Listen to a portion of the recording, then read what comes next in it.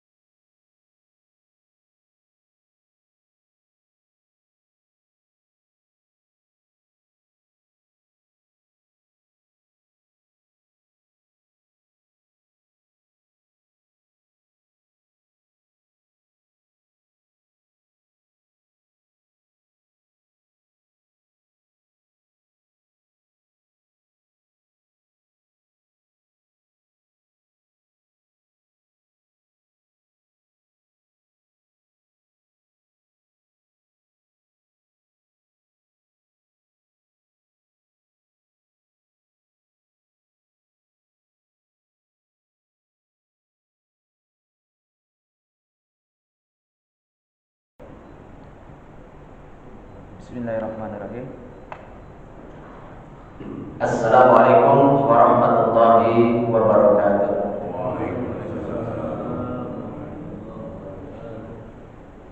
Alhamdulillahilladzi arsala rasulahu bil huda wa dinil haqq liyuzhirahu 'ala ad-dini kullih wa kafa billahi shahida.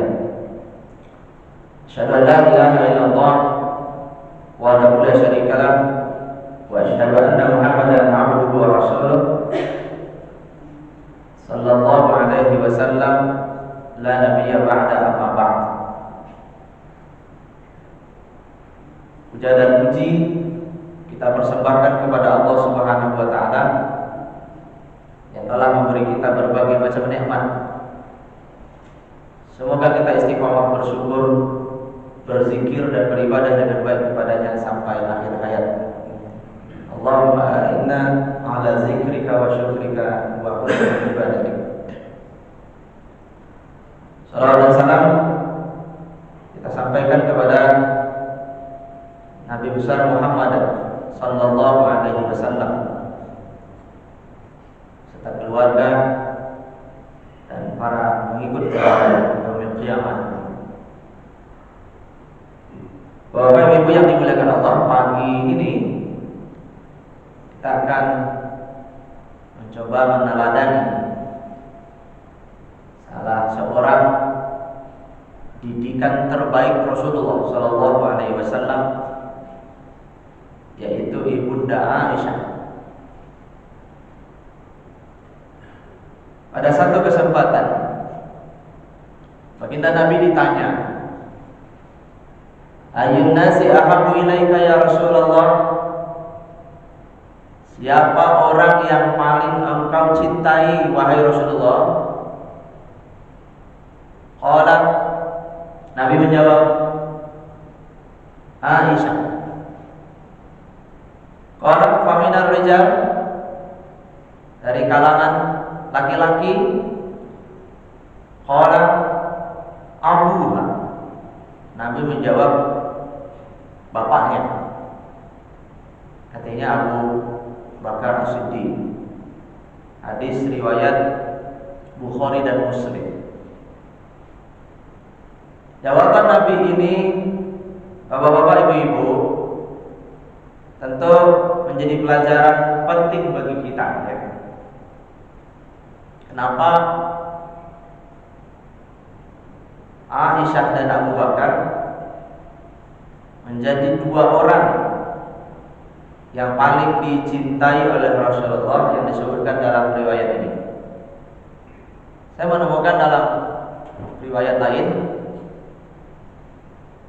yang ketiganya itu Umar bin Khattab. Lalu ada kelanjutan riwayatnya, Nabi menyebutkan beberapa orang sahabat laki-laki lainnya, tapi rawi tidak menyebutkan dan merinci siapa saja sahabat yang disebutkan. Tapi paling tidak ada 3 orang itu, Bapak, Ibu, Aisyah, Abu Bakar As-Siddiq, kemudian Umar bin Khattab. Tadabburnya tentu banyak. Kenapa Aisyah yang pertama yang disebut oleh baginda Nabi?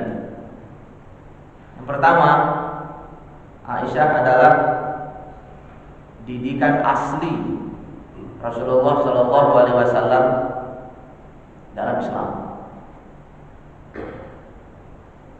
Berikutnya, Aisyah adalah sahabat perempuan yang paling banyak meriwayatkan hadis dari Rasulullah Shallallahu Alaihi Wasallam. Karena Aisyah adalah orang yang cerdas dan berani, Pak. Jadi Aisyah ini adalah salah seorang istri Rasulullah yang gaul. Jadi apa-apa yang terjadi antara beliau dengan Rasulullah, termasuk yang terjadi antara beliau dengan istri Rasulullah yang lain, beliau berani untuk menyampaikan, sehingga kita jadi tahu seperti apa hukum hidup dalam berkeluarga. Jadi fikih keluarga paling banyak riwayatnya itu dari Aisyah.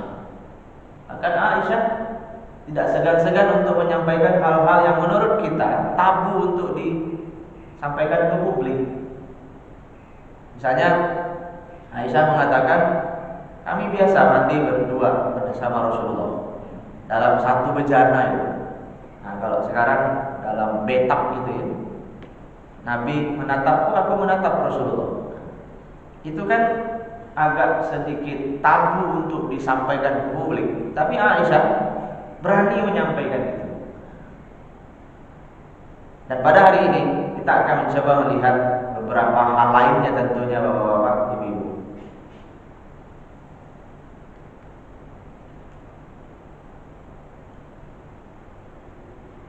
Pertama,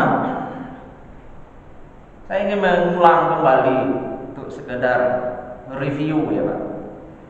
Di antara sunnah maksusah, sunnah khusus bagi Nabi Sallallahu Alaihi Wasallam untuk menikah lebih dari 4 ya, Pak.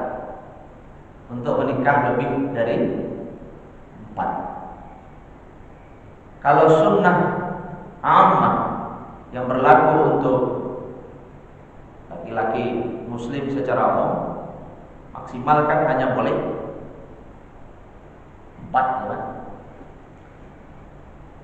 Tapi bagi Rasulullah Shallallahu Alaihi Wasallam ada kekhususan ya untuk boleh menikah lebih dari 4 itu. Nah, kalau yang umum berlaku di kalangan laki-laki muslim diabadikan dalam surat An-Nisa ayat yang ke-3 ya. A'udzubillahi minasyaitonirrajim. Fankihu ma thaba lakum minan nisa'i masna wa thulatha wa ruba'. Fa in khiftum alla ta'dilu fawahidah. Maka nikahilah wanita yang kamu inginkan 2, 3 maupun 4. Tapi jika kamu takut untuk tidak bisa berlaku adil, maka nikahilah 1 saja. Jadi di dalam ayat ini jelas terlihat bagi kita bahwa laki-laki muslim yang mampu ya boleh menikah lebih dari 1 ya. Tapi kalau kamu takut untuk tidak bisa berlaku adil, maka cukup 1 saja. Nah, walaupun dalam memahami ayat ini beragam pemahaman juga. Karena nanti kalau kita lihat perkembangan, karena sekarang kita bisa mengakses info dunia dengan cepat ya, dari YouTube dan media sosial lainnya tentu. Ada yang memahami bukan 2, 3 atau 4 kan? Tapi ada yang memahami dengan menambahkan ya. Jadi 2 tambah 3 tambah 4. 2 tambah 3 berarti 5 tambah 4 jadi 9. Maka jangan heran nanti Muslim punya istri lebih dari 4 gitu, karena memahaminya begitu. Nah yang unik lagi Pak, ada yang memahami dikalikan Pak. 2 kali 3 6 kali 4 6 kali 4 jadi 24 ya. Nah ini pemahaman-pemahaman yang tentu berbeda dengan pemahaman umum yang disepakati oleh Ahlussunnah wal Jamaah. Kalau Ahlussunnah wal Jamaah di tafsir-tafsir mainstream ya, kemudian fuqaha yang 4. Nah itu kan memahaminya itu 4 itu jadi batas maksimal ya. Jadi poligami ini boleh ya. Poligami boleh. Tapi bukan berarti poligami itu wajib. Nah, kan ada juga yang memahami fangkihu maka nikahilah wanita yang kamu inginkan 2, 3 atau 4 gitu ya. Jadi mulainya 2 bukan 1 gitu. Ada yang memahami begitu. Jadi kalau istrinya masih 1 itu belum sempurna mengamalkan perintah Allah dan Rasulullah. Karena mulainya 2. Bukan 1 mulai. Jadi minimal 2. Ada yang memahami itu. Bahkan ada job-job di kalangan kiai itu ya, belum sah disebut kiai kalau istrinya masih 1 gitu. Nah, karena mulainya 2. Nah khusus untuk Nabi SAW ya, ada yang disebut dengan sunnah maksusah gitu ya Pak, atau sunnah khosah, sunnah yang dikhususkan hanya untuk Nabi. Hikmahnya tentu banyak. Dan kita dalam hal ini ya sami'na wa ata'na. Tidak usah menggugat, tidak usah juga mempertanyakan kenapa, karena tidak semua yang terjadi pada diri Rasulullah itu bisa kita pahami. Ya ada nanti kita khawatir keimanan kita kepada Nabi Muhammad SAW jadi rusak gitu. Kita hanya bisa mencari hikmah ya. Apa hikmah yang ada di balik itu semua? Jelas pernikahan Nabi terjadi banyak karena faktor dakwah ya Pak. Jadi pernikahan Nabi itu bukan faktor syahwat atau syahwah ya, tapi faktor dakwah. Jadi pernikahan yang terjadi antara baginda Nabi SAW dengan 13 orang istri beliau. Yang pertama itu ada Khadijah binti Khuwailid ya. Beliau nikahi pada saat Khadijah berumur 40 tahun ya. Kemudian ada Saudah binti Zam'ah. Beliau nikahi pada saat Saudah berumur 55 tahun. Aisyah binti Abu Bakar hidup berumah tangga bersama Rasulullah itu mulai umur 9 tahun. Mulai umur 9 tahun.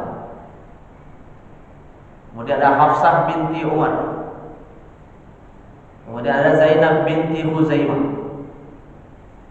Kemudian ada Ummu Salamah, Hindun binti Abu Umayyah. Ada Zainab binti Jahsh, Juwairiyah binti Al-Harith, Ummu Habibah, Ramlah binti Abu Sufyan, Safiyah binti Huyai bin Al-Akhtab, Maimunah binti Al-Harith, Jamilah. Kemudian ada Maria Al-Qibtiyah.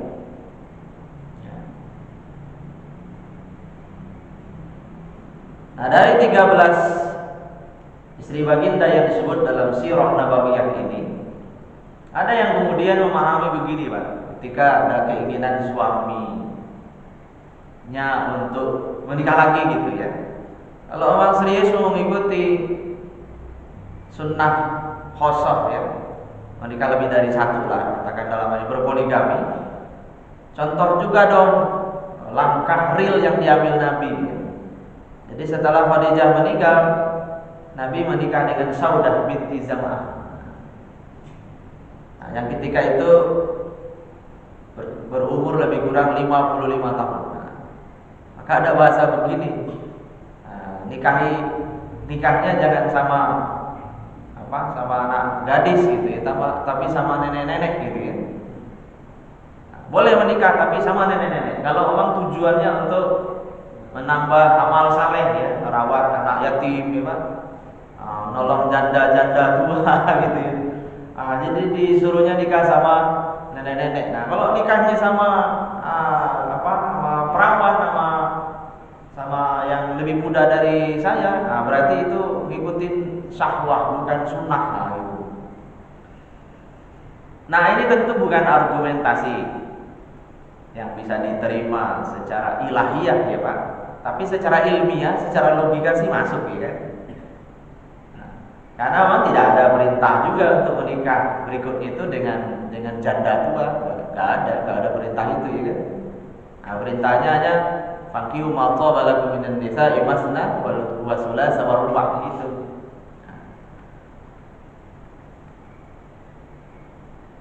Nah, istri-istri Rasulullah ini di dalam syariat agama kita disebut atau dikenal istilah ummul mukminin, ummul mukminin, ibu orang beriman. Ummul mukminin, ibu orang beriman. Kenapa istri-istri Rasulullah itu dijuluki ummul mukminin, ibu orang beriman? Karena disebutkan secara spesifik oleh Allah dalam surah Al-Ahzab ayat 6 ya. A'udzubillahi minasyaitonir rajim wa azwajuhu ummahatuhum. Istri-istri Nabi adalah ibu-ibu mereka. Al-Imam As-Suyuti menafsirkan ayat ini, maksudnya ibu-ibu mereka dari sisi haramnya seorang mukmin menikahi salah seorang istri Nabi sallallahu alaihi wasallam, baik tatkala beliau sallallahu alaihi wasallam masih hidup, jika beliau mentalaknya, atau setelah beliau sallallahu alaihi wasallam wafat. Nah, mereka haram untuk dinikahi selamanya, seperti haramnya menikahi ibu kandung sendiri. Makanya Ibunda Aisyah, sebagaimana disebutkan dalam sirah beliau atau sejarah perjalanan hidup beliau, saat Nabi meninggal umurnya kan baru 18 tahun. Tapi Ibunda Aisyah tidak menikah lagi sampai akhir usia. Beliau meninggal menurut beberapa literatur menunjukkan 63 tahun. Jadi usianya sama dengan usia Nabi Shallallahu Alaihi Wasallam. Jadi Ibunda Aisyah tidak menikah lagi. Karena memang ada ayat yang secara khusus menyebut bahwa istri-istri Nabi adalah ummahatuhum. Ya. Ummahat ini jamak dari ummun, ya Pak. Ummun, ummani, kemudian ummahat. Nah, jadi para ummahat itu artinya ibu-ibu mereka. Nah, dan ini berlaku bagi semua orang beriman. Bahwa istri Nabi itu adalah ibu orang beriman. Nah, ibu kita kira-kira begitu ya. Nah, kemudian berikutnya, sebelum kita lihat lebih spesifik tentang Ibunda Aisyah ini, sekilas saya ingin menyampaikan juga ya Pak, beberapa pernikahan yang dampaknya dahsyat gitu ya. Satu, pernikahan Rasulullah dengan Sofiyah binti Huyai bin Akhtab. Sofiyah adalah putri petinggi Yahudi saat itu. Pernikahan ini membawa dampak luar biasa bagi dakwah kaum muslimin, bahwa ternyata nabinya orang Islam itu ya tidak membeda-bedakan manusia. bahwa Nabi orang Islam itu Nabi Muhammad SAW, jadi menganggap bahwa yang lain termasuk Yahudi, karena Yahudi ini kan permusuhannya terhadap para Nabi dan Rasul itu kan luar biasa ya. Tapi dengan adanya pernikahan Nabi dengan Sofiyah ini, orang-orang Yahudi banyak yang akhirnya tertarik dengan Islam. Jadi tidak mengalami ketakutan luar biasa terhadap Nabi Muhammad SAW, terutama setelah kaum muslimin menjadi kuat, Pak. Menjadi kuat. Nah, berarti ini pernikahan politik ya, Pak. Nah, kalau dalam bahasa kita ya pernikahan politik ya. Nah, kemudian ada juga pernikahan persahabatan. Ya. Selain dengan Aisyah, karena Aisyah adalah putri Abu Bakar, ada pernikahan Nabi dengan Hafsah binti Umar. Jadi Nabi ingin memperkuat persahabatan yang sudah terjadi antara beliau dengan Umar selama ini. Nah, maka beliau menikahi Hafsah itu. Nah, kemudian berikutnya pernikahan Rasulullah SAW dengan Maria Al-Qibtiyah. Ini mengajarkan kepada kita, Maria itu kan secara umum dalam sejarah dikenal sebagai kalangan bawah lah, kira-kira gitu ya. Tapi Nabi ingin mendidik kita bahwa semua manusia itu setara dalam Islam. Nabi pernah menikahi anak penguasa ya, bahkan anak penguasa Yahudi, itu Sofia. Nabi juga menikahi kalangan bawah ya. Nah, sehingga akhirnya semua orang merasa memiliki Nabi Muhammad SAW. Jadi Nabi Muhammad itu Nabi semua kalangan ya. Jadi bukan hanya Nabi kalangan untuk orang-orang kaya ya, atau kaum elitnya. Tidak seperti itu. Nah, berikutnya, nah, rumah istri-istri Rasulullah SAW. Jadi kalau kita lihat di gambarnya, saya pagi ini kita nggak bisa menampilkan ya. Itu ada di sekeliling Masjid Nabawi itu. Jadi ada di sekeliling Masjid Nabawi. Ya, rumah-rumah istri Rasulullah itu ada di sekeliling Masjid Nabawi. Nah, sehingga Rasulullah SAW dengan mudah mengakses ya, untuk memberikan pendidikan, untuk mengingatkan mereka ya, dan seterusnya. Karena memang posisi rumahnya ada di sekitaran Masjid Nabawi, di sekitaran Masjid Nabawi. Nah, ada yang kemudian menyebut bahwa Masjid Nabawi itu sebenarnya secara kenegaraan adalah istana Islam. Jadi kalau ditanya apa nama istana Islam, ya masjid itu. Kalau ditanya apa nama istana NKRI, jawabannya istana mereka. Ya. Terus sekarang yang di IKN itu apa namanya, istana Garuda atau apa ini bahasa Indonesia. Kemudian kalau kita bertanya apa nama istana Amerika, jawabannya kan Gedung Putih gitu ya. Atau kalau kita bertanya apa nama istana Rusia, Kremlin, nah gitu. Nah, apa nama istana Islam, apa nama istana kaum muslimin ya? Ya masjid. Karena di masjidlah Rasulullah melakukan segala hal ya. Melakukan segala hal ya. Yang terkait dengan urusan duniawi dan ukhrawi. Segalanya diatur dan dikendalikan oleh Rasulullah SAW dari Masjid Nabawi. Musyawarah-musyawarah penting dan musyawarah-musyawarah besar ya, terkait dengan peperangan, terkait dengan diplomasi politik, nah itu dirumuskan dan dimusyawarahkan oleh Rasulullah di masjid. Dan ada sebuah riwayat yang menyebutkan dari Abu Hurairah ya, tidaklah aku melihat, kata Abu Hurairah, orang yang paling senang bermusyawarah dengan sahabat itu melebihi Rasulullah. Jadi Nabi kita itu adalah orang yang paling senang bermusyawarah itu.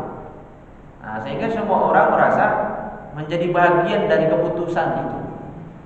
Nah, jadi Nabi kita ini bukan tipikal tipikal otoriter, atau dalam Islam manajemennya one man show gitu ya.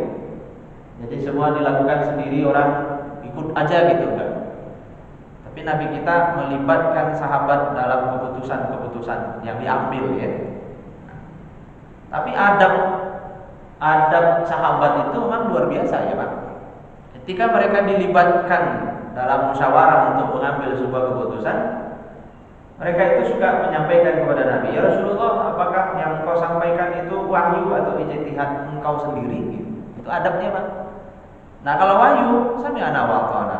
Tapi kalau itu hasil ijtihad Nabi sendiri, usulan Nabi dalam apa?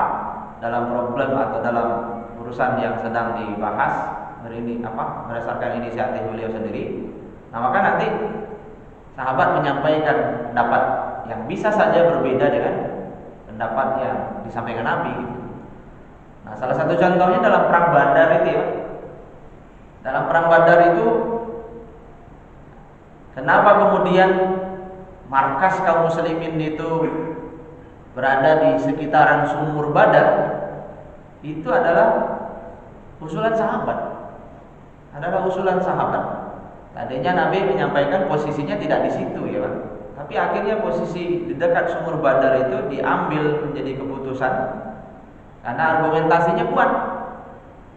Nah, kaum kafir Quraisy itu pasti pada akhirnya nanti akan kehabisan air gitu ya Pak. Dan mereka pasti butuh minum. Nah maka ketika kita menguasai sumur dan sumber-sumber air lain ditutup karena di dalam kondisi perang, nah maka secara moral mereka akan kalah ya. Mereka perlahan-lahan akan menjadi ciut nyalinya karena nggak mendapatkan suplai air minum gitu. Nah kemudian Bapak, Ibu-ibu yang dimuliakan Allah, menurut hasil riset Al-Madinah Al-Munawwarah Research and Study Center ya, rumah baginda Nabi dengan Aisyah itu memang sangat sederhana ya. Bapak-bapak, ibu-ibu yang umroh ya 2-3 tahun belakangan itu kan bisa melihat dengan dengan real ya, seperti apa ya kondisi yang ada pada zaman Rasulullah. Itu udah hasil penelitian ya, Ini rumahnya sangat sederhana sekali ternyata. Rumah istri Rasulullah, termasuk rumah beliau dengan Aisyah gitu ya. Nah kemudian selanjutnya kaitannya dengan rumah ini Pak, salah satu sunnah khusus lagi yang berlaku bagi Nabi dan Rasul. Ketika beliau meninggal, disitulah beliau dimakamkan. Jadi di bumi mana beliau meninggal, maka dimakamkan langsung di situ. Nah ini juga terjadi pada Nabi Muhammad SAW.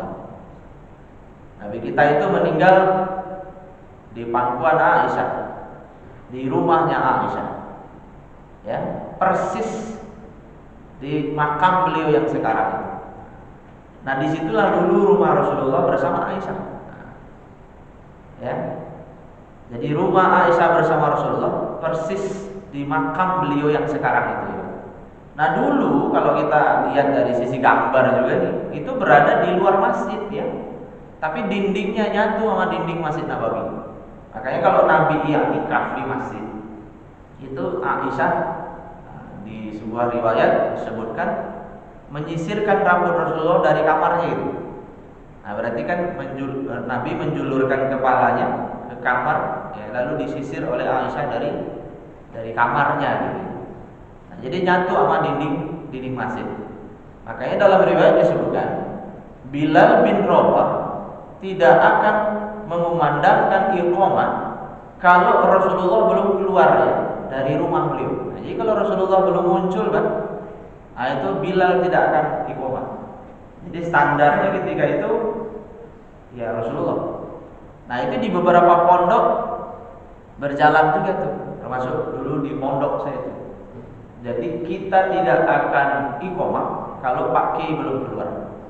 Tapi Pak Kiai itu disiplin, jangan dikira Pak Kiai-nya asal-asalan, yang mentang-mentang Kiai ya, suka-suka dia gitu ya, enggak juga. Apalagi Nabi ya. Nabi itu kan orang yang paling disiplin. Jangan dibayang enak juga jadi Kiai ya. Nah, dilambat-lambatin aja ya. Tahu ditunggu orang gitu.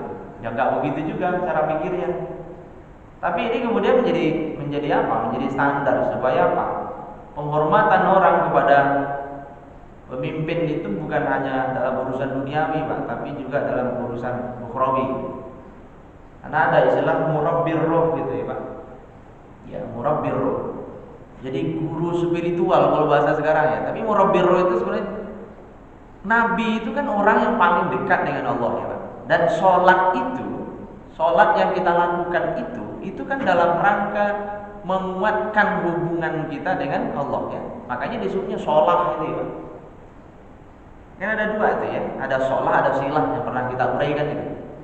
Sholat itu untuk hubungan kita dengan Khalik gitu ya, Pak. Silah itu untuk memperkuat dan mempererat hubungan kita dengan makhluk. Sholat silah gitu, sholat silah. Kalau sholat kita bagus ya dan silah kita bagus, itulah yang disebut dengan sholih. Nah itu. Jadi Rabbi habli minas sholihin, wahai Allah kasih aku anak yang soleh. Nah itu maksudnya itu. Di antara makna besarnya, manakala sholahnya bagus dan silahnya bagus gitu. Jadi standar soleh itu sholah dulu. Jadi dia baik sama Allah. Nah, orang baik sama Allah itu dilihat dari apanya? Yang tampak itu ya sholat. Kalau Bapak, Ibu, nah, kalau anaknya menurut kita baik, dia sholat ya. Kalau sholatnya masih amburadul, dia nggak sadar bahwa sholat itu harus tepat waktu, ya, harus baik sebaik-baiknya. Nah, berarti belum sholat.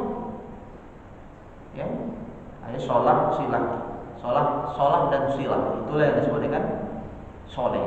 Nah, jadi murabbir, guru ruh gitu ya, Pak. Selain ada murabbil, ya murabbil jasad kita ya, atau murabbil badan ya, Pak. Nah, karena memang dia teladan dalam kebaikan sehari-hari ya, misalnya seperti itu ya. Nah, untuk bisa menghubungkan kita dengan Allah itu kita pertama ya Rasulullah. Ya, karena orang yang paling dekat dengan Rasulullah itu, dengan Allah itu adalah Rasulullah. Nah, kemudian siapa lagi? Ya, ulama amilin bahasanya itu, Pak. Jadi ulama yang mengamalkan ilmu ini. Karena ulama itu kata Nabi kan warasatul anbiya'i wal mursalin. Warasatul anbiya, pewaris nabi dan rasul. Nah, jadi ulama amil, ulama yang mengamalkan ilmunya gitu. Karena semakin berilmu semakin mulia, semakin beramal semakin berbobot, bermutu gitu. Jadi ilmu yang diamalkannya. Itulah ulama. Makanya innama yakhshallahu min ibadihil ulama. Innama yakhshallahu min ibadihil ulama. Gitu. Sesungguhnya orang yang takut kepada Allah itu adalah ulama. Jadi semakin berilmu semakin takut. Semakin tahu tentang Allah, dia semakin takut dengan Allah. Nah, murabbir ruh itu yang begitu, bukan orang yang seenaknya gitu ya, Pak.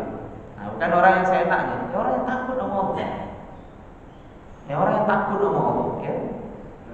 Nah, bukan orang yang petentang-petenteng ya, Pak. Nah, akhirnya orang-orang berijtihad sendiri tentang dia, ya. Ya dia begitu karena dia udah dekat sama Allah gitu ya, Pak. Nah, karena dia udah dekat sama Allah, beda sama kita. Kalau kita kan mesti serius tuh sholat. Nah, kalau dia udah enggak, karena dia udah bersama Allah, jadi suka-suka dia aja ya. Nah, karena dia udah dekat kok sama Allah. Nah, makomnya itu sudah ma'rifah, ini kan enggak benar.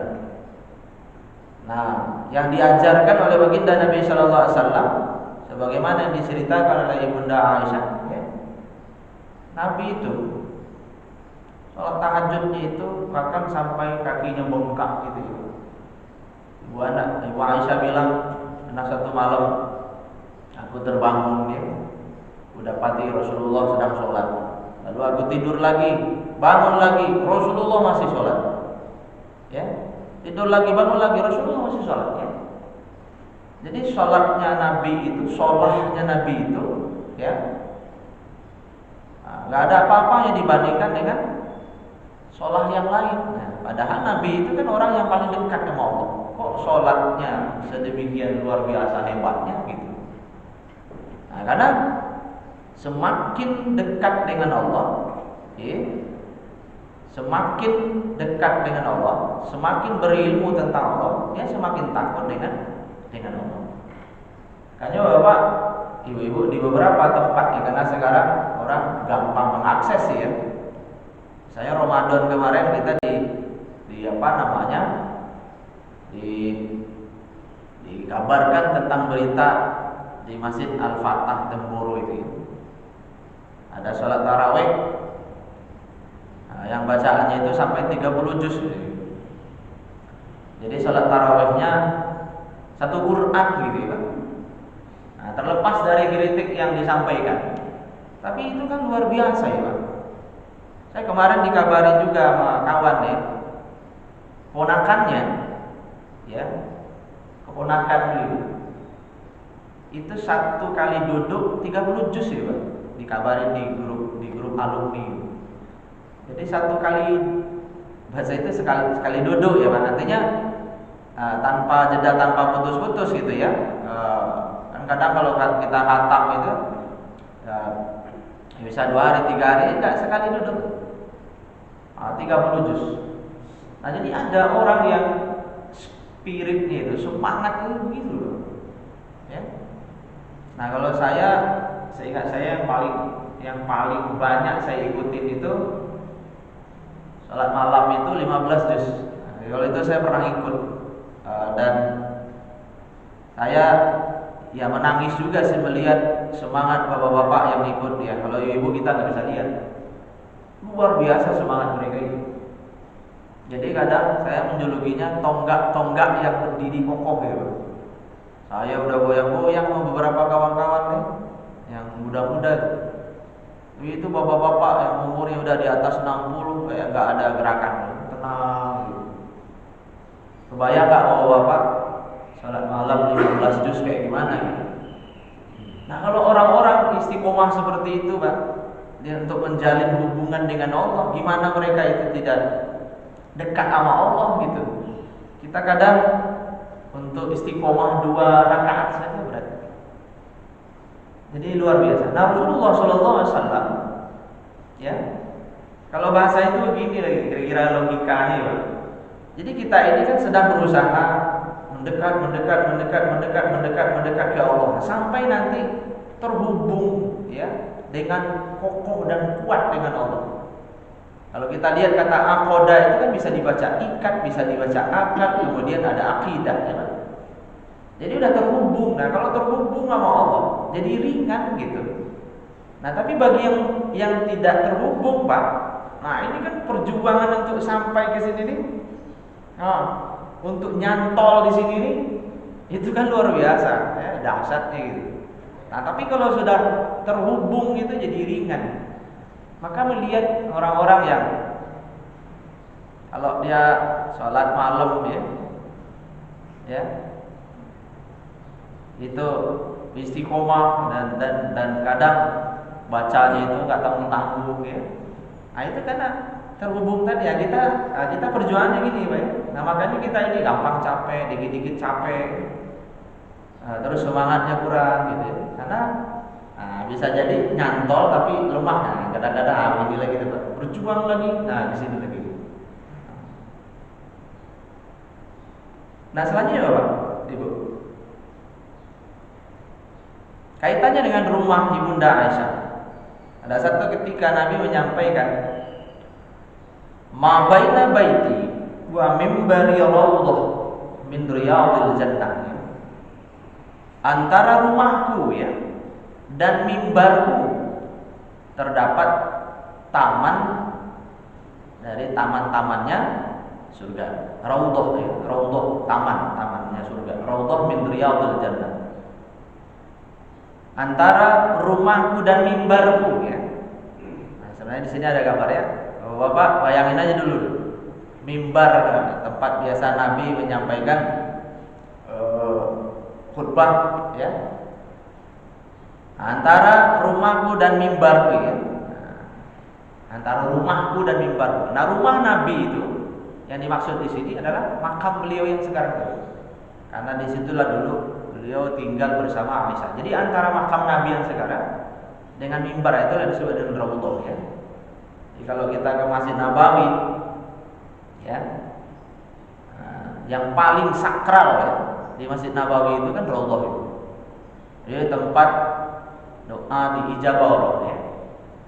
Yaitu Raudhah. Yang paling diijabah oleh Allah adalah di Raudhah. Nah, maka ya pasti semua orang yang umroh ya, yang ke Masjid Nabawi ya kepengen salat sunnah dan berdoa di Raudhah itu. Nah, selanjutnya hubungan Rasulullah dengan 4 sahabat ya. Kenapa kok ketika kita ditanya, coba sebutkan sahabat Rasulullah ya. Nah, pasti jawabannya nanti kan Abu Bakar, Umar, Utsman, Ali gitu ya. Ini yang paling melekat lah di diri kaum muslimin ya. Nah, selain mereka berempat ini meneruskan kepemimpinan Rasulullah ya dalam membina umat ya, Abu Bakar, Umar, Utsman, Ali. Nah, mereka ini punya hubungan spesial ya, Pak. Abu Bakar adalah mertua Rasulullah ya, karena menikahi Aisyah. Umar adalah mertua Rasulullah karena menikahi Hafsah.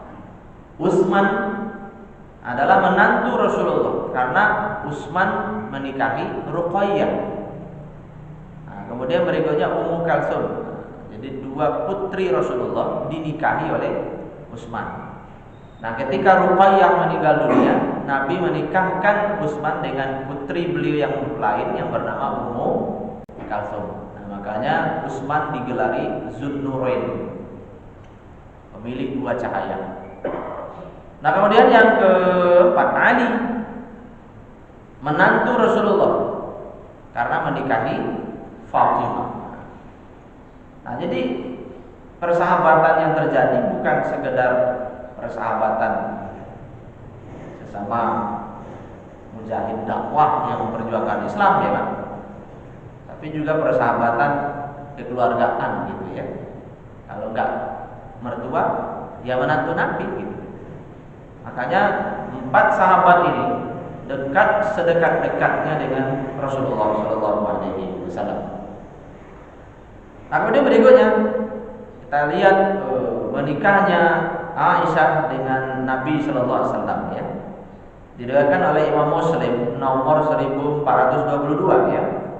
Tazawwajaha Rasulullah sallallahu alaihi wasallam wa hiya bintu sittin wa bana biha wa hiya bintu tis'in wa mata anha wa hiya bintu 18. Baginda Nabi sallallahu alaihi wasallam menikahi Aisyah saat Aisyah berumur 6 tahun dan hidup serumah bersama Rasulullah sebagai suami istri saat berumur 9 tahun. Dan ketika Rasulullah wafat, Aisyah bintu 18 berusia 18 tahun. Jadi saat Nabi meninggal umur Aisyah baru 18 tahun. Baru 18 tahun. Nah, jadi hidup serumah bersama Rasulullah umur 9 tahun ya. Mulai umur 9 tahun. Walaupun akadnya di dalam riwayat yang sahih ini disebutkan saat Aisyah berumur 6 tahun. Nah, kita tentu dalam hal ini ya sami'na wa ata'na saja. Kita dengar, kita taat. Ini bagian dari sunnah Nabi. Nah, kalau para orientalis, para kritik Islam ya, kritikus Islam ya. Nah, itu kan menyerang Nabi dari sisi ini ya, Pak. Dengan tuduhan-tuduhan yang enggak benar. Tapi kita orang yang beriman, sami'na wa ata'na. Amanna wa sadaqna. Ya, kita yakin, kita membenarkan ya, apa yang terjadi dengan Rasulullah sallallahu alaihi wasallam. Tapi kita harus berusaha husnuzon lah ya, Pak. Tapi kalau Bapak, Ibu-ibu sekali-sekali nanti melihat ya, ada orang yang memang secara fisik itu besar, Pak. Saya pernah melihat beberapa anak SD karena saya dulu juga pernah ngajar di Al-Azhar Bintaro sana ya. Itu anak-anak karena anak-anak orang-orang kaya, karena uang gizinya bagus, kemudian berikutnya bapak ibunya dari sisi postur juga besar ya. Anak-anak kelas 4 5 itu udah gede-gede banget ya. Ya, udah gede-gede banget. Nah, jadi bayangkan Aisyah ini kan anak orang kaya, putri Abu Bakar, tokoh terhormat Quraisy. Ya, hanya membayangkannya begitu. Jadi umur 9 tahun itu bukan berarti seperti bocah ingusannya nggak terawat ya, jangan begitu mikirin. Ini wanita pilihan yang dipilih oleh Allah ya untuk menyampaikan ya Islam kepada yang lain ya, terutama dalam urusan keluarga itu kan. Nah, jadi Aisyah ini bukan wanita biasa ya, tapi wanita luar biasa. Nah, begitu kita memahami. Nah, kemudian berikutnya di bagian akhir kajian kita hari ini kita ingin melihat kemuliaan Aisyah. Satu, cerdas ya. Aisyah adalah wanita yang berakhlak mulia dan sangat cerdas. Sebagian ulama mengatakan Aisyah adalah wanita yang paling paham tentang ajaran Nabi Muhammad SAW dari kalangan kaum wanita ya. Karena jasa besar Aisyah, kita bisa mengetahui banyak sekali sunnah berumah tangga Rasulullah SAW. Ya. Beliau meriwayatkan sekitar 2.210 hadis. Nah, ini yang dihitung oleh para pengkaji dan peneliti hadis ya Pak. Karena hadis Nabi itu kan tersebar dalam banyak kitab hadis ya. Nah, berapa banyak hadis yang diriwayatkan oleh Aisyah? Ada yang meneliti ya. Itu diperkirakan 2.210 hadis. Nah, Aisyah bicara tentang hukum dalam agama ini sebanyak lebih kurang 2.210 hadis yang langsung bersumber dari Rasulullah SAW, kira-kira begitu ya Pak.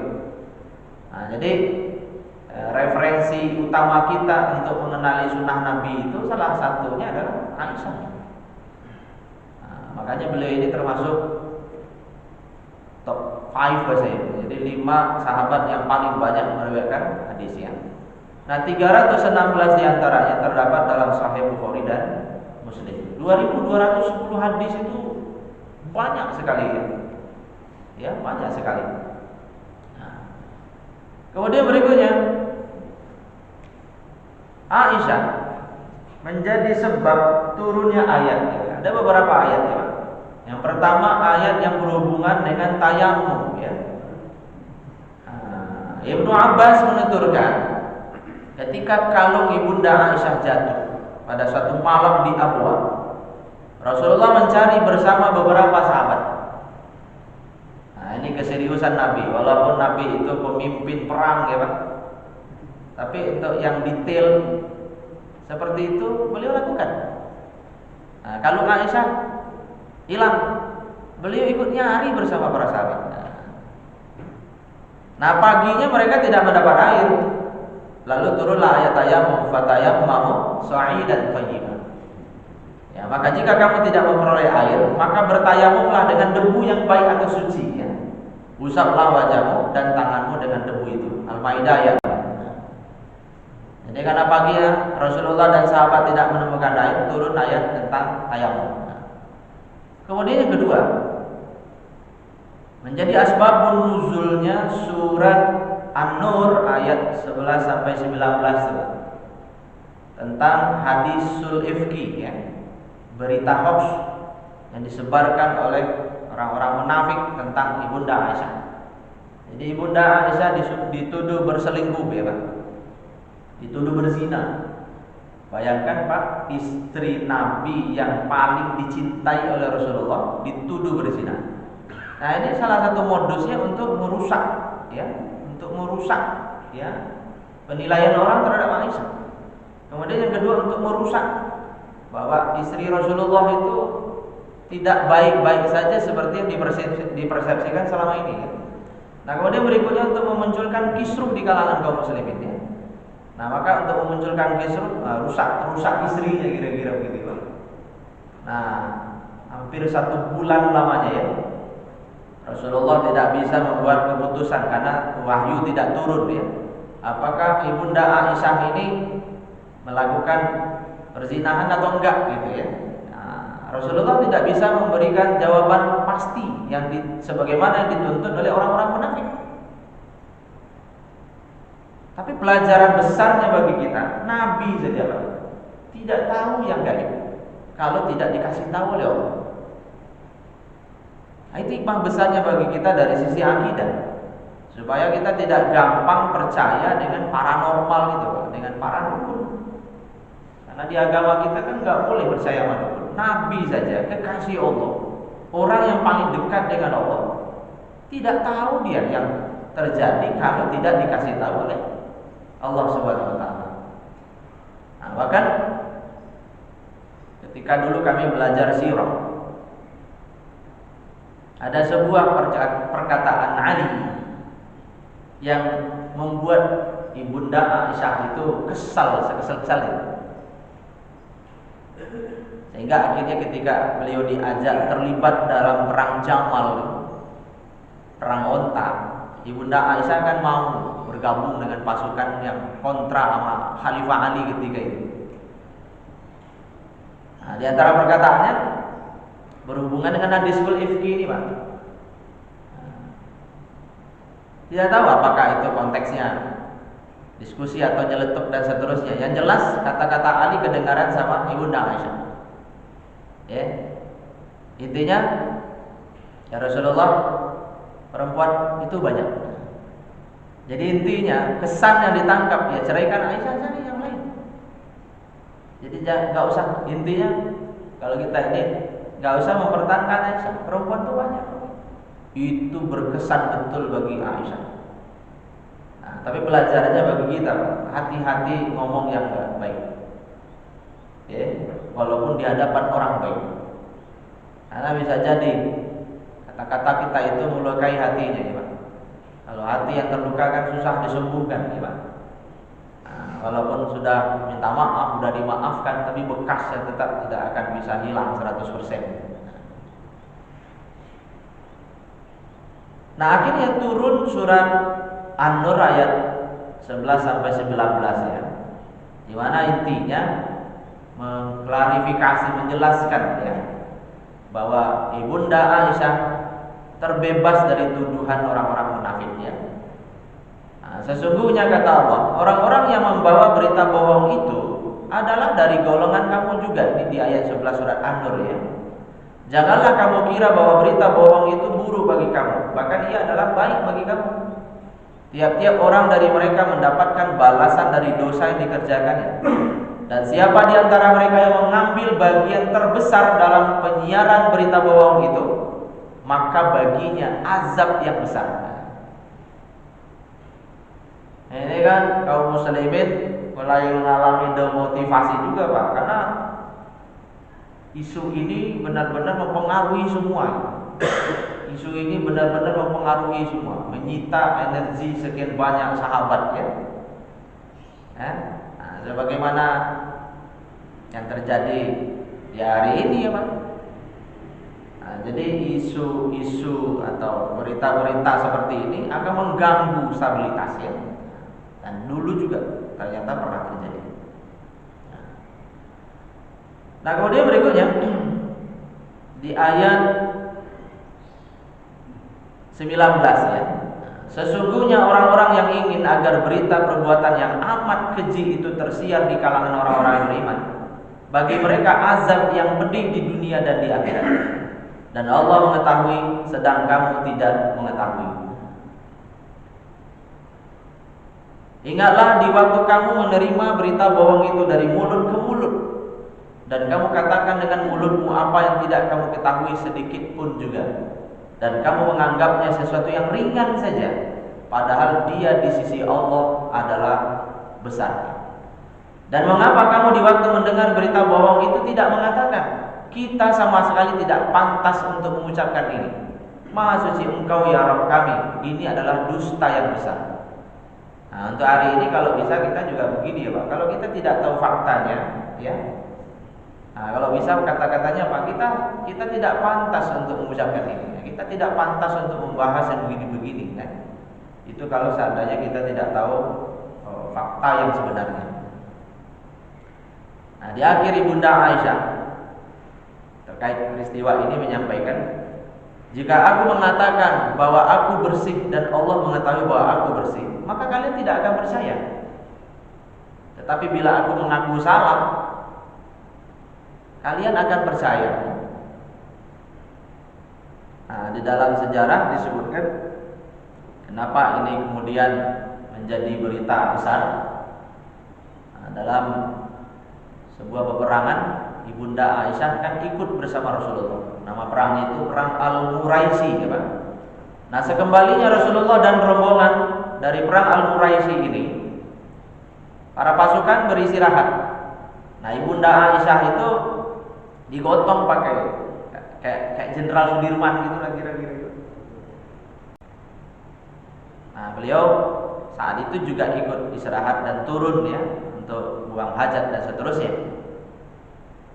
Nah, ketika pasukan melanjutkan perjalanan, ternyata Ibunda Aisyah belum naik dia, Pak. Dikira udah naik, tidak dicek dengan teliti. Nah, itulah awal mula ya berita dan desas-desus itu muncul ya.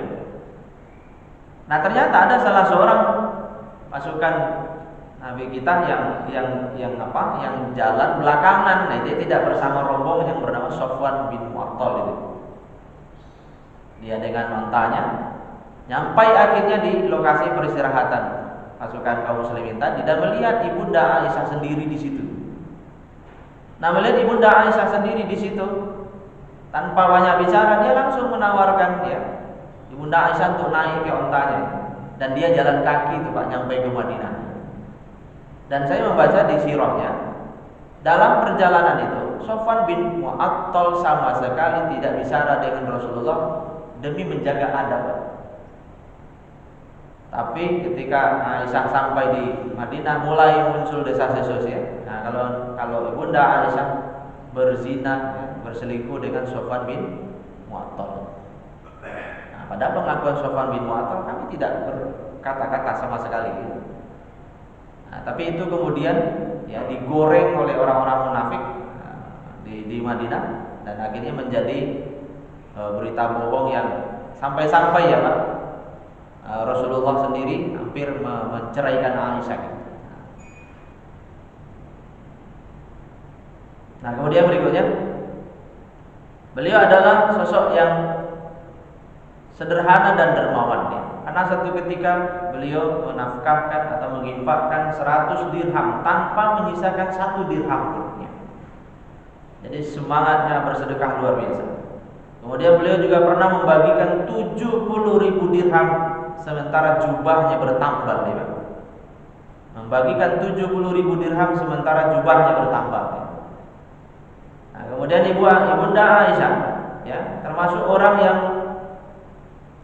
sangat dekat dengan Allah dan Rasulullah ya. Bahkan dalam masalah berdoa ya, diriwayatkan dalam hadis yang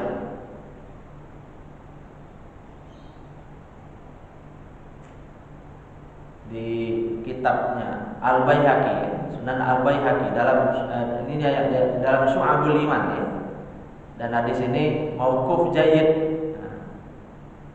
Aisyah radhiyallahu anha mengatakan, mintalah kepada Allah bahkan meminta tali sandal sekalipun. Nah, jadi untuk membangun kedekatan dengan Allah itu adalah dengan banyak meminta, banyak berdoa. Nah, ini riwayat yang cukup populer ya. Mintalah kepada Allah bahkan meminta tali sandal sekalipun ya. Artinya berdoalah kepada Allah sekalipun hal yang remeh-temeh gitu ya. Nah, ya Allah sandalku putus kira-kira gitu kan. Nah, Ibunda Aisyah itu begitu. Ya, saking dekatnya dengan Allah, saking dekatnya dengan Rasulullah begitu ya. Makanya di dalam riwayat hidup rumah tangga Rasulullah itu adalah Ibunda Aisyah itu adalah istri Rasulullah yang paling manja gitu. Jadi kata-katanya macam-macam ya, demi menyenangkan Rasulullah dan menyenangkan Allah. Nah, kemudian berikutnya beliau pencemburu Pak. Ini Ibunda Aisyah ngomong aja dia, ya. Aku tidak pernah cemburu terhadap semua istri Nabi, ya, kecuali kepada Khadijah. Nah, beliau ngomong gitu ya, ngomong aja tuh. Aku nggak pernah cemburu kepada istri Nabi yang lain kecuali kepada Khadijah. Beliau meninggal sebelum Rasulullah menikahiku.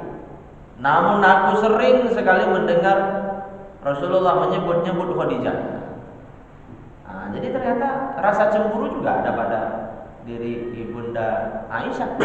Jadi jangan dikira ya beliau seperti malaikat ya, nggak punya rasa cemburu ya. Sama dengan perempuan lain. Dan dia ngomong gitu ya. Nah, bagi perempuan yang tidak berani speak up kan mungkin disimpan aja ya, Pak. Nah, tapi beliau ngomong.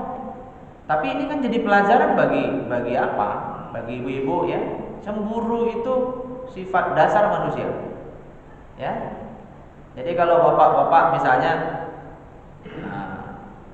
WA-an ya dengan perempuan lalu istrinya cemburu ya, itu wajar. Ibunda Aisyah aja cemburu.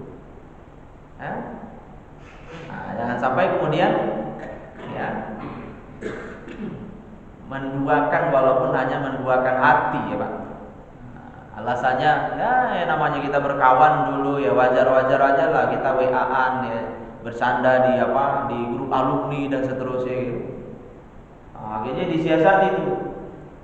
Saya sampai kirim sebuah video ke istri saya itu. Jadi ada pertanyaan begini dari suami ke istri ya Pak, Mama gitu ya atau Ibu gitu. Garam di mana gitu ya. Jadi ceritanya dia masak di dapur Pak, suaminya lagi masak di dapur. Ma, garam di mana? Itu Pak yang tulisannya gula gitu. Loh kok garam tulisannya gula Pak? Ya sama kayak Papa gitu ya. Jani Papa tulis Jono. Nah, jadi ternyata suka curhatan mungkin nama si Jani tapi ditulisnya di situ Jono. Pas istrinya ngecek HP ya Pak, oh ternyata si Jono ini cewek gitu. Nah, akhirnya dibalas sama istrinya begitu ya. Intinya apa Pak? Ya jangan menduakan gitu ya. Kalau memang mau WA-an atau mungkin ada komunikasi dengan seseorang ya jujur aja. Ya, jujur aja supaya kemudian tidak menyakiti hati pasangan ya Pak. Karena sesolehah-solehahnya perempuan, nah ini nih Pak, sesolehah-solehahnya perempuan cemburu itu tetap ada. Nah, istri kita iman dan Islamnya kan tidak sekelas Aisyah ya Pak. Nah, dan kita juga tidak sesoleh Muhammad ya. Nah, maka saling memahami saja ya. Kita ini orang biasa ya. Kemudian berikutnya sebagai penutup, Nabi satu kesempatan menyampaikan hasbuka min nisa'il alamin ya, cukup bagimu 4 wanita pemimpin dunia ya. Nanti di surga di akhirat sana mereka juga akan menjadi pemimpin bagi kaum wanita ya. Maryam bintu Imran ya. Maryam bintu Imran. Nah, ini ibunda Nabi Isa. Kemudian Khadijah bintu Khuwailid. Nah, Khadijah. Kemudian berikutnya wa Fatimah bintu Muhammad. Fatimah binti Muhammad. Wa Asiyah imra'atu Fir'aun ya. Asiyah istri Fir'aun. Nah, Asia ini bukan Aisyah. Nah, ini kita tegasin. Beda. Kalau di sini tulisannya Asiyah gitu ya, Pak. Pakai sin dia, Asia. Nah, kalau Aisyah, Aisyatu ya, Aisyatu. Nah, kalau di sini Asia. Nah, jadi Asia istri Firaun nanti akan menjadi pemimpin wanita di surga ya. Nah, tapi bukan Aisyah. Nah, jadi tidak boleh disamain antara Asia dengan Aisyah ya. Nah, kalau istri Rasulullah yang disebut di sini adalah Khadijah bintu atau binti Khuwailid ya. Khadijah binti Khuwailid. Ibunda Aisyah meninggal pada umur 63 tahun beberapa bulan ya, dan jenazah beliau dimakamkan di Baqi. Beliau sempat berwasiat agar dimakamkan di samping makam Rasulullah. Karena beliau merasa beliaulah yang paling dekat dengan Rasulullah semasa hidup dan ingin juga paling dekat dengan Rasulullah setelah beliau meninggal. Tapi akhirnya ya, demi menjaga stabilitas dan persatuan kaum muslimin, wasiat itu akhirnya beliau cabut, Pak. Akhirnya beliau serahkan pemakamannya itu nanti kalau sudah meninggal kepada kebijakan kaum muslimin ya. Akhirnya Ibunda Aisyah dimakamkan di Baqi, tidak dimakamkan di samping Rasulullah. Kenapa, Pak? Karena ketika itu terjadi konflik politik yang dahsyat. Nah, daripada kemudian gara-gara pemakaman terjadi pertumpahan darah ya, akhirnya Ibunda Aisyah dimakamkan di Baqi. Makanya sampai sekarang makam yang ada di samping Rasulullah itu hanya dua itu ya, Pak. Selain Rasulullah ada Abu Bakar, kemudian ada Umar. Dan saya menemukan nanti Bapak Ibu cek di internet, itu susunan makamnya itu ternyata luar biasa ya. Adab sahabat kepada orang-orang mulia itu ya. Jadi makam Rasulullah itu agak ke depan nih. Nah, agak ke belakang sedikit itu makam Abu Bakar. Nah, agak ke belakang lagi itu makam Umar. Jadi enggak jejer gitu, Pak. Jadi agak posisi itu agak begitu ya. Jadi ketika hidup adab dijalankan dengan baik, ketika meninggal adab dalam memuliakan orang mulia itu juga dijalankan oleh para sahabat. Wallahu a'lam bishawab. Itu saja barangkali beberapa hal yang bisa kita sampaikan pagi ini. Mudah-mudahan sedikit banyaknya menambah wawasan dan semangat kita ya untuk meneladani kehidupan keluarga, terutama Ibunda Aisyah ya, bersama Rasulullah sallallahu alaihi wasallam. Fa'tabiru ya ulil absar. Subhanakallahumma wa bihamdika asyhadu an la ilaha illa anta astaghfiruka wa atubu ilaik. Terima kasih dan mohon maaf. Assalamualaikum warahmatullahi wabarakatuh.